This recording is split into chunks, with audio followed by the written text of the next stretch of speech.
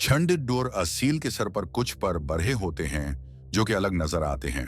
कुछ मुर्गों के सर पर छोटे पर होते हैं और कुछ के सर पर बरहे पर होते हैं, लेकिन दोनों हे सर के पर्रों से वाज़े तौर पर अलग नजर आते हैं। इनकी नोक नाली सेफ्ट और पीली दोनों रंगों में पाई जाती है। ये मुकम्मल असील होते हैं। बेहतरीन असील की तमाम निशानियां इनमें मौजूद होती हैं। ये तमाम रंगों में पाए जाते हैं, जैसे लाखा, जावा, पीला वगैरह। ये बहुत अच्छी लड़ाई लारने वाले होते हैं। खास निशानी जिसकी वजह से इन्हें चंदोर कहा जाता है, वो इनके सर पर बॉडी भरे हुए पर होते हैं। मड़िया, इनकी मड़िया भी छंदूर होती हैं। इनके सर पर भी बॉडी उभरे हुए पर होते हैं।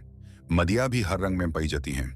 ये भी साल भर में 2-3 दफा अंडे देती हैं और इनकी तादाद 10 से 11 तक होती है।